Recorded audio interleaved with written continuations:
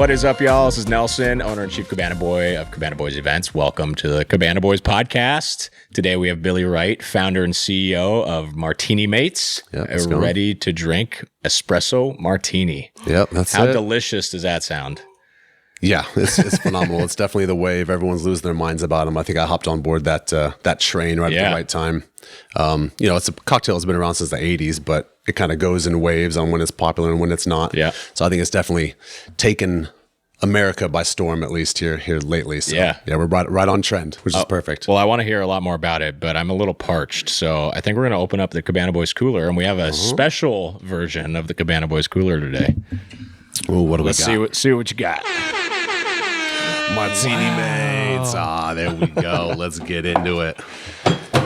All right, tell us about the drink and the process. Yeah, so I guess before we get into the origin of the company, right, and all that good stuff, let's get into the what the product is. I just happen to have a couple martini glasses here. Oh man, you're on point with it. So an espresso martini, right? I may be preaching to the choir, but an espresso martini is espresso, vodka, and coffee liqueur. Right? That's it. Plain and End simple. of story. Yep. Any other alteration of that is just an amazing coffee cocktail, but not an espresso martini, right? So, like, for instance, you go to 10 different bars, you order an espresso martini, you're going to get like 10 wildly different cocktails. Right. Very few are actually espresso martinis, but that's why I wanted to create the espresso martini. Yeah. So, it's 14% alcohol. It's made with espresso, vodka, and coffee liqueur. That's it. End of story. So, it is the espresso martini. But that is not what an espresso martini looks like yet. Definitely not. We need that crema foam head. So I've got this little pour, shake, pour concept. So what we do is we pour half our bottle into our glass, recap the bottle, and just shake the remaining liquid right in the bottle. Okay. And that's going to get that crema going because it's made with real espresso. So it's those natural oils in the espresso. That's what's attaching to the air. Chemistry. Right. Yeah, exactly. Science. It exists. I didn't do well in chemistry in school. So you just pour, shake, pour, man. You don't even need a cocktail shaker. You don't got to dirty any dishes. You're just taking this right out of the fridge and pour, shake, pour. Pour that right back on top. And now you've got your perfect espresso martini. Oh, man. Look at that. With that signature crema foam. Wow. All out of the bottle, my man. Boom. Beautiful. I don't like... Food photography is a thing, but we don't need it with this stuff. Exactly, right? Wow. Let me get me in on that one. I won't drink until you... So there's no dairy then? By default, espresso martini, dairy-free, baby. Okay. Yep. But there, like you said, like some bars put like, Bailey's or some sort of dairy thing in there. Yep, so this is gluten-free, dairy-free, preservative-free, hassle-free. Yeah. And veteran owned. There you go. We'll get into that. Yep. Cool. But yeah, one of the biggest things I like to also talk about is like how not everyone's a fan of the OG espresso martini, just because of the concept that there's so many different variations out there. Right. Everyone likes it different. A lot of people like it with a little milky, right? So they like it with Bailey's. I always say, if you like it with Bailey's, try rum chata instead of Bailey's. Okay.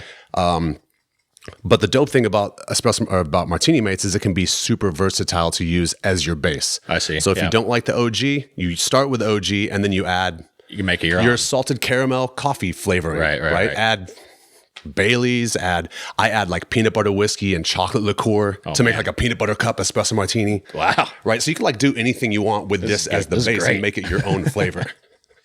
So there we go. Got my little pour, shake, pour on. Right. Is it what alcohol percentage is it? 14%. Okay. So it does the trick. Oh yeah. We're not messing around. Well, cheers, man.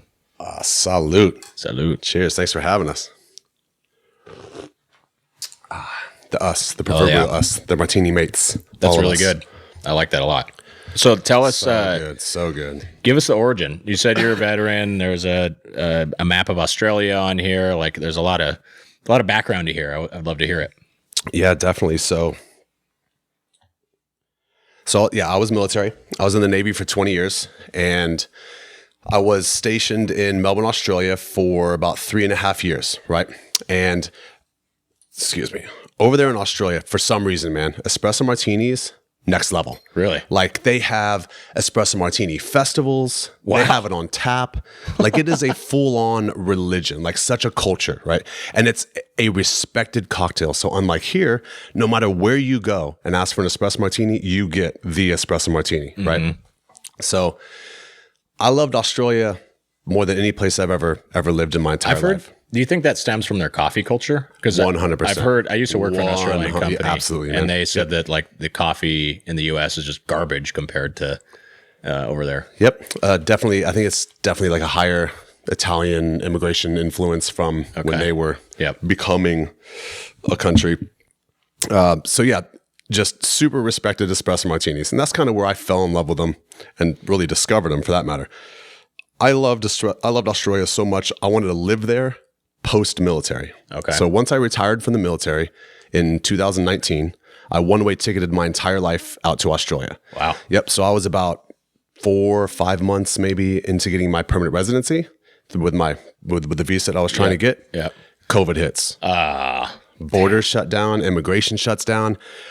For lack of better terms, I get kicked out of the country. Yeah. Found myself hunkered down in Texas. Living with, grown ass man, just retired, no plan B, moved back home to mom's basement type of concept, right? That's like brutal. It was actually a blessing in disguise. Mom's was going through some things. I was obviously going through some things, and we kind of saved each other. So it was kind of a beautiful situation.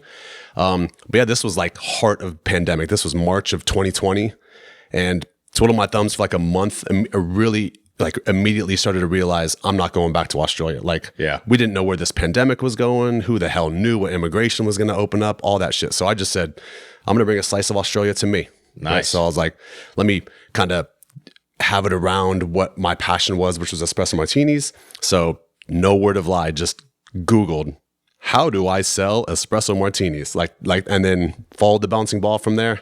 Really? Here we are. But so I called it Martini Mates. Had the packaging kind of like all Australian inspired from like an ode to where I discovered my passion for it. So that's awesome. The whole Australian influence to it is kind of more just like my personal journey of how Martini Mates came to be. Yeah. So, maybe it does resonate, maybe it doesn't with some of the consumers, but it's more just about my story. Exactly. If they know your story, then it would surely resonate. Yeah. Exactly. And if they know like the origin of the cocktail itself, like it would resonate with them. That's really interesting. So, I mean, I said this before we started recording, but like you just assume as like a everyday pedestrian person that when you see a CPG brand, whether it be an alcoholic beverage or food or anything, that there's like an army of people behind the brand making it happen. Yep. Doesn't sound like that's the case for you. So as far as the company, up until just a couple months ago, 100% me. So it was like I said, I was in mom's basement Googling how to create a company. Yeah. I always tell this story. I think it's hilarious because I had no entrepreneurial, no business background whatsoever. I was supply and logistics in the military. And I remember like just starting this company and being on a conversation with someone and they're like, yeah, just like send us your P&L. I was like, what's a P&L? They're like, profit and loss. I'm like, oh yeah, okay. I know what a profit and loss is. I just never heard it called that. Like that's how wet behind the ears I was just going into this venture. But it was 100% just starting it, rocking and rolling. Haven't hired any employees, haven't brought on anyone. Everything has really just been subcontracted. Yeah. So like I hire a company to, create my formulas for me so I can bring my kitchen recipe to the shelves, right? I subcontract my co-packing facility in Des Moines, Iowa, Red Boot Distillery, and they're my co-packer. So they're who blends, bottles, batches, stores, and everything, all my product. And then everything in between, whether it was consultants, whether my graphic design work, all the vendors I deal with, any type of marketing agencies or brand management firms that I deal with, they're all just kind of subcontracted out. So I'm still kind of getting some love from other areas. But as far as the business, 100% just me. That was crazy. Up until the end of last year. So just last year, we closed on a capital raise. And during that, I found my now partner, Mike Zingelman. He's out of Texas as well. Okay. And he's now my CFO. So gotcha. There is two of us now, which was, oh my Lord. That was like November, December, we closed on that, and being able to just like January 1st go CPA meet CFO and just like wipe my hand, like, let me know when it's all done. Right. That was just like worth its weight in gold right there. That was phenomenal. That's awesome. So how do you find all these, like, I know you said you're Googling, but like Red Boot Distillery and the packaging designer, like, do you just, is it like connections, or how do you find them? Most of it is referrals, right? So kind of the first thing was out of following the bouncing ball of like how to create a product like this, was you need to have the formula. So there's all these different companies that will like take your kitchen recipe and turn it into like a federally approved, commercially stable formula from like raw ingredients that you can then bring to market, right? And that's with anything, not just alcohol. Right. And so I reckon I interviewed probably 20 of them at least within the course of a month, just trying to find like which one I wanted to go with. Yeah. Settled on BevSource out of Minneapolis. So shout out to them. Started working with them. I was asking so many questions that they referred me to a consultant, Jason Kane. Shout out to Jason Kane and Liquid Opportunities. So he came on as a consultant, kind of like showed me the ropes of the alcohol industry. He referred me to a graphic designer. Okay. And then BevSource, as a large kind of company who created my formula, they also start with identifying your kind of initial construct. So they identify the vendors for the packaging. They identify the vendors for all the liquid raw ingredients. Yeah. They identified the co-packer.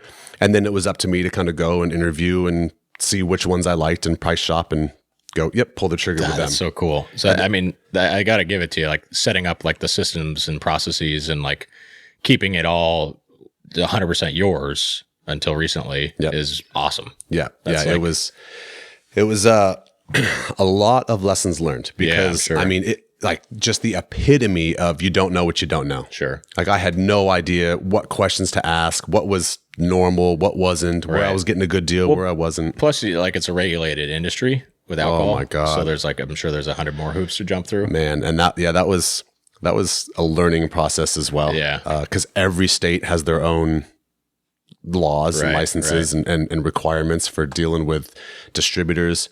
So the biggest kind of construct is there's a 3-tier legal system within the alcohol world industry. Hasn't changed since Prohibition. I was about to say, I feel like I remember learning about that in like history class in high school. Yeah, right. Yeah, it's pretty insane. It's supplier, distributor, retailer, right? So myself as a supplier, I can't sell my product to you. I can't even sell my product to Total Wine. Right. For that matter, I have to sell it to a distributor. Each distributor, it has to have a representation in each state. Right. So I can't just have one distributor and that's that. Right. Even if I have that same distributor, it's still different laws and licensings within each state. I sell to them. They can't even sell to you as a consumer. They have to sell to any account, whether that's on premise or off premise. So bars, restaurants, liquor stores, grocery stores, anywhere that a consumer can then finally come in, purchase the product, and consume. Right. I used to work for a distributor here in town. Oh, who'd you work with? It's now called Breakthrough Beverage, but it was Alliance Beverage. Yeah, before. nice. Yeah. So I learned a lot there. I sold the like Gallo portfolio of wines and spirits. Yeah, sweet. So yeah, it was. I never was on the supplier side, but I got some of the perks. Went up to like Napa Valley and that kind of stuff. It was fun. Nice. So, well, you're not just in Arizona, right? You're in what states are you in? So we are in New York, Massachusetts, New Hampshire, Kansas, Arizona, and we just landed kind of the greater Houston area in Texas. Nice. So I'm headed out there in a few weeks to actually launch the espresso martini out there. What's your strategy for like new markets? Liquid to lips, man. Okay. Liquid, like in any market. Yeah. Because it's real easy to just go, hey, Martini Mates exists. And then you're like, oh, that's something that exists. And you see it on the shelf. But in your mind, you're still like, yeah, that's a pre-made cocktail. Right. And then we get the worst reps, right? Because we have a bad rep, not reps. Yeah. We like ready to drink cocktails have a bad rep. Like a lot of them suck. A lot of them suck, right? End of story. Yeah. Because unfortunately, a lot of them are kind of like, made with artificial flavoring, trying to mimic the flavor of that cocktail, right? Rather than, unlike Martini Mates, just being the cocktail pre-batched and bottled for you. Yeah. So one of the biggest things that we have to push is you need to try this. You can't just look at it, because if you look at it, you're going to walk right past the shelf on it. Or if you see it somewhere, no big deal. But the second you taste it, you're hooked. Yeah. So liquid to lips. So I'll just be doing so many tasting and sampling events to activate out there and just trying to get it in front of as many people as possible. I used to sell buzz balls. Yeah. Yep. Those, I don't know how people drink those. They're awful. Yeah. I mean, I try to hold back from, kind of knocking any other brand. Sure. I don't mean to put you on the spot. There are definitely some products out there that I've tried to go. And now that I understand the process of how something can come to market, it's like, all right, at one point in time, there was a bunch of people sitting around a table, right, tasting the iterations of the formula that they're creating. And they go, this is it. This is what people are going to love. And they can and sell it. And I'm just like, this is horrendous. How did that come? And some are fantastic and some are not. And I'm not sure why we would create something that tastes so horrible and then try to sell it. Because I feel like a lot of the ready to drink cocktails are very sweet. Right. Yep. I think that's probably because like the average consumer in America likes very sweet things. And I don't know. Maybe I'm not average. It's so funny because I go back and forth with that. So I would say a lot of the reason why people like my espresso martini is because it's not too sweet. Right. And every now and then I'll have people trying it and going like, oh, that's too sweet. Oh, and I usually just tell them like, that means you're healthy as shit, man. That means you are not out here eating horrible ass sugar-ridden food. Right. Because if this is something that's too sweet for you, you have a healthy diet, and this is now coming across normal. But as far as typical Americans, it's spot on. That says, yeah. But I mean, all my Aussie like family and people and friends, I've got their approval from it as well. So it's pretty spot on to resemble the espresso martini. How is competition? Like, are there a lot of other ready to drink? I mean, there you go again. Like, I don't define them as competition because they suck. Pretty much anything in a can, no competition. Yeah. There's a few bottled premium espresso martinis that are on the market today.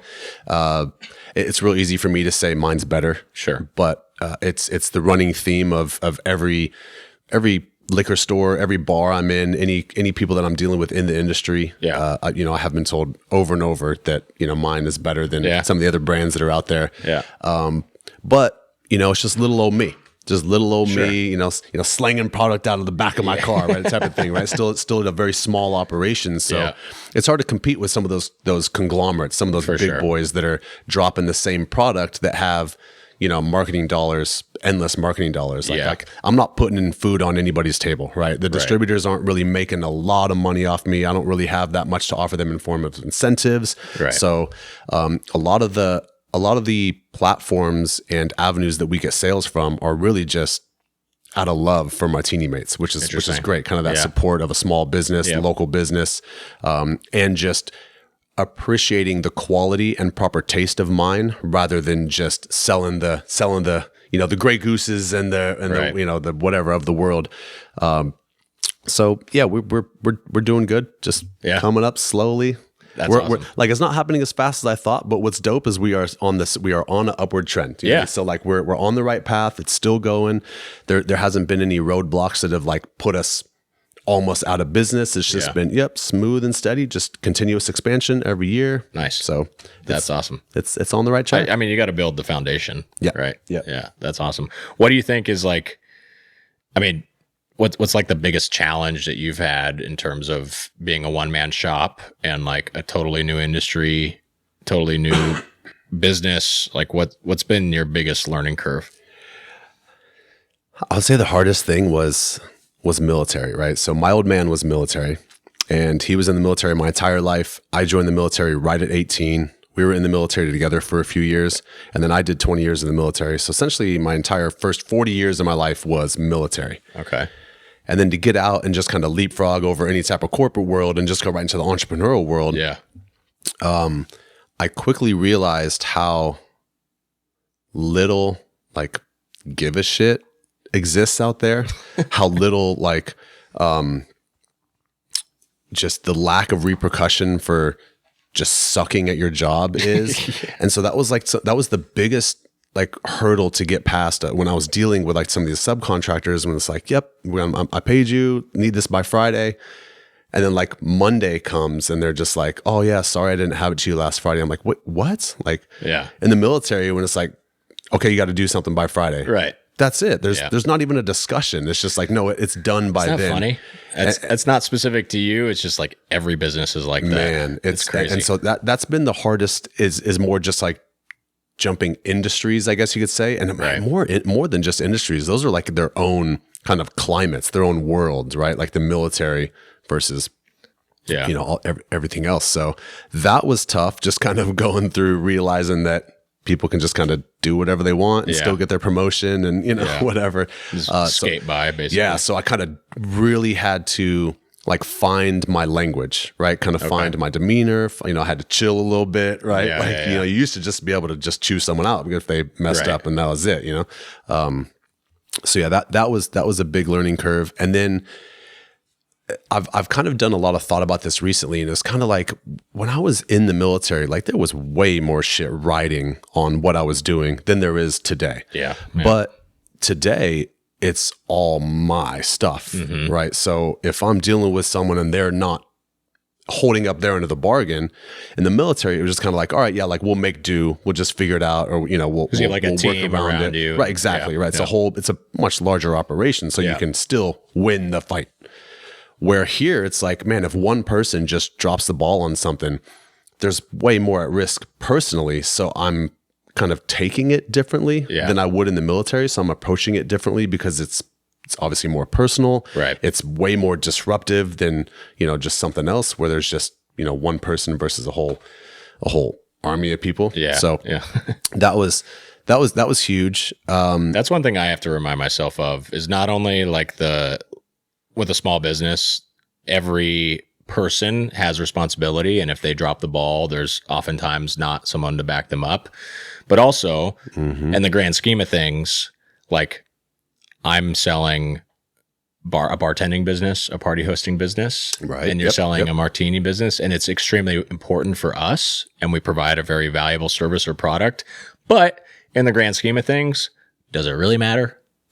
You know, right? There are more important things in the world, and like I have to sometimes like hold myself back. I'm like, all right, like this is just a party. It's not like the end of the world. If you know something weird happened, like let's just pump the brakes, Nelson. Yeah, it's hard to celebrate the small wins. Oh yeah, just with so much riding on it. You know what I mean? Because like I said, like everything's going perfectly for us, right? So the greater us, right? And so I shouldn't have anything to complain about, but it's like, you know, I kind of created the company for acquisition purposes, right? There's acquisition exit strategy.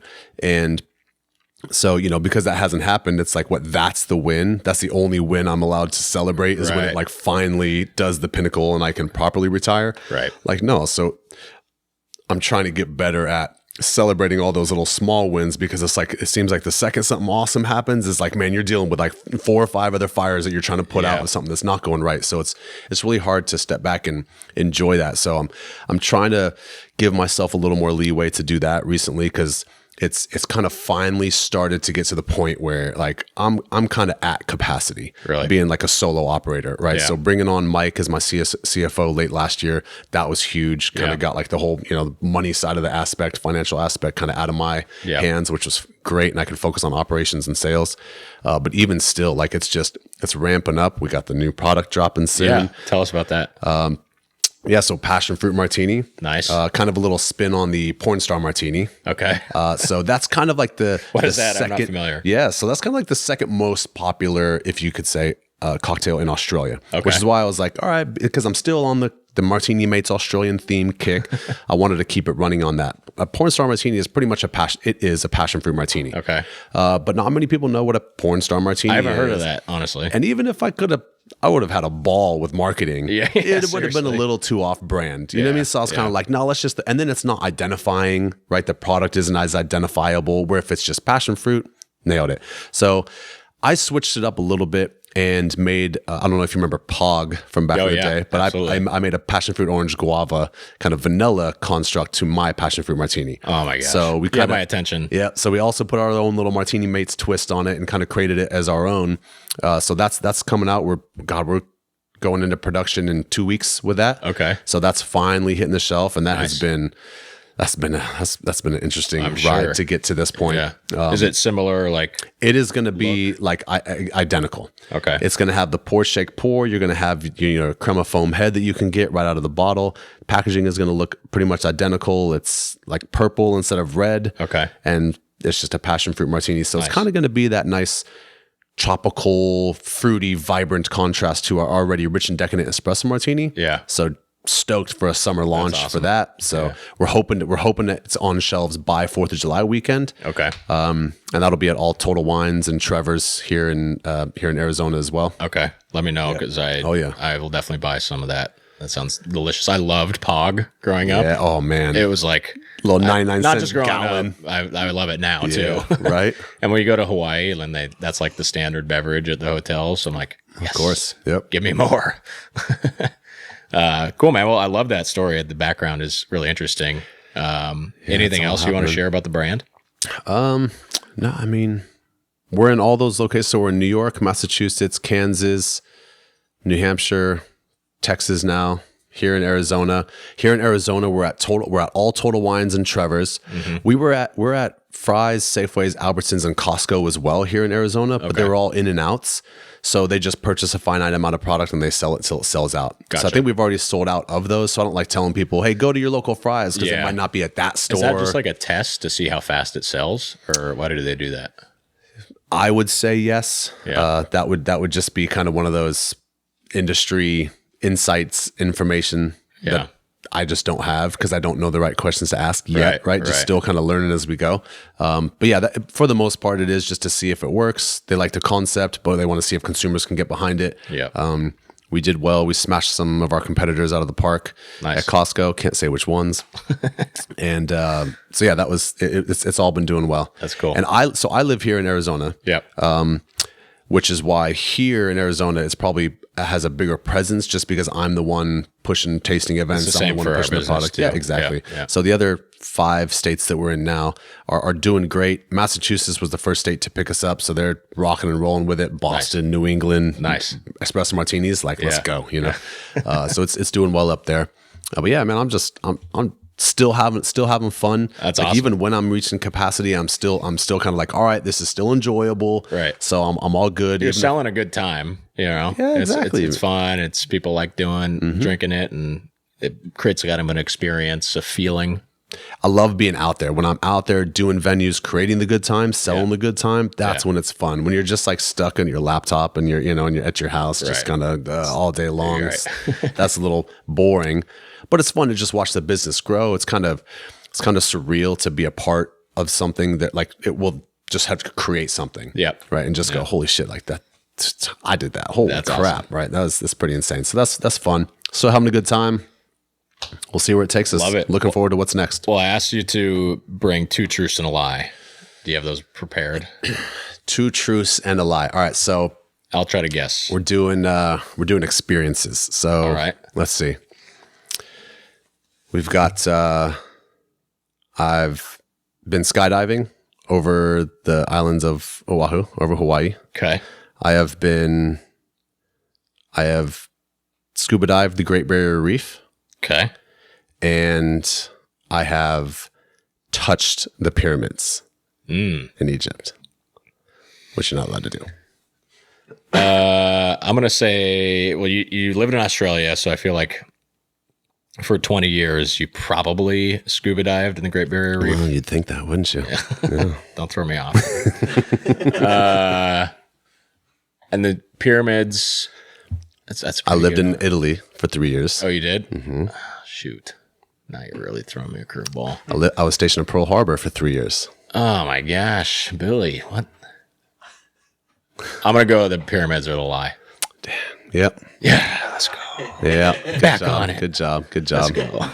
It was that or like done, was it base camp at Mount Everest? Okay, yeah. It was trying to all like experiment-based shit. It's like, And you were in the Navy, you said? I was Navy for 20 years. Do they jump out of airplanes? I don't think so. It's so funny. Navy's like one of the only branches that it's like we do it all. We have land shit, we have air, we have aviation, we have obviously surface, we have submarines, we have the craziest special warfare, right? Navy SEALs compared to the rest, and it's just like Navy does it all, which is just super weird. Like the aviation, the elite aviation in the military is Navy.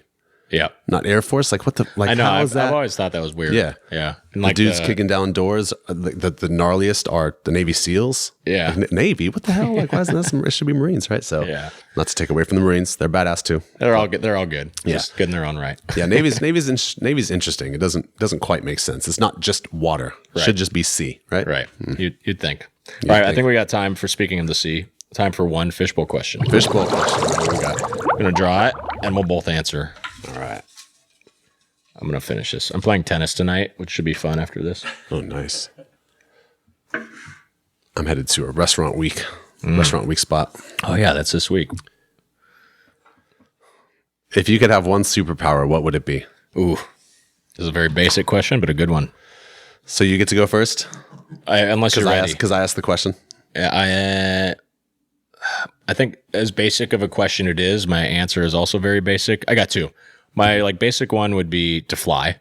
Okay. I think I'd just be badass. Yeah. Right. You just like can go wherever you want and just go, you know. Yeah.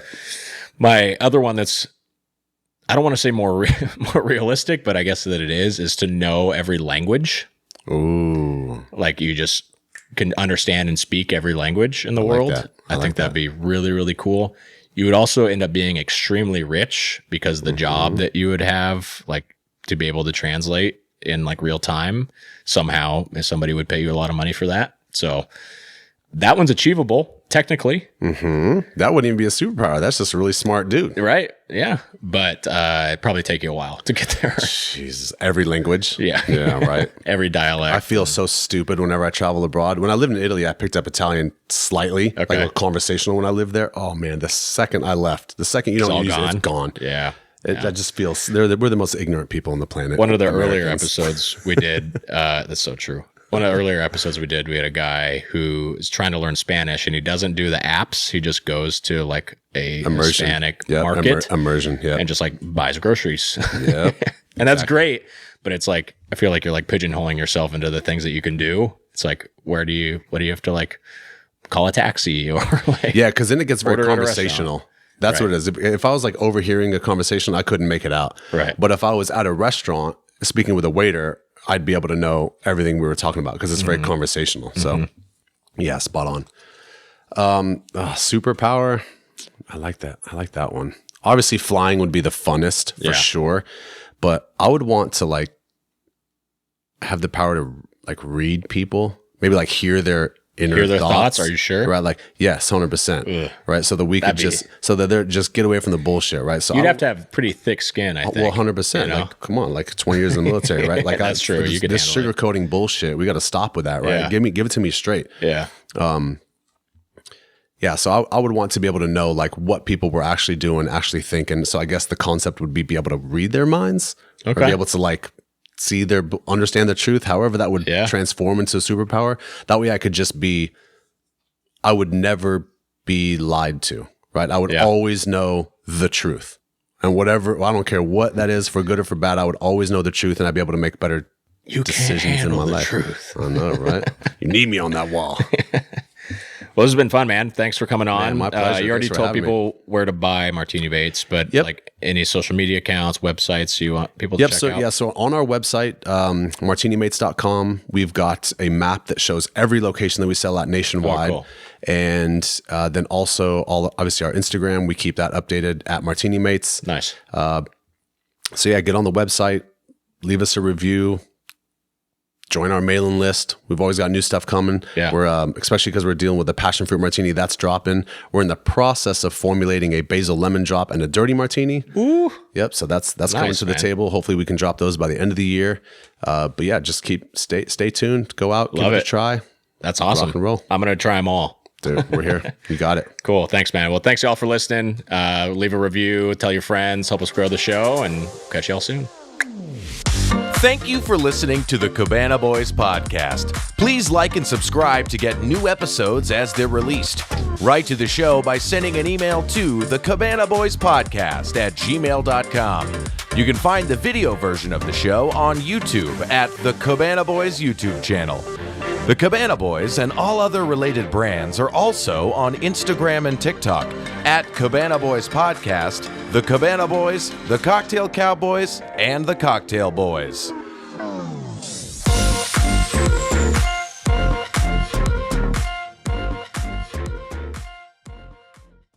This has been a T-Door production.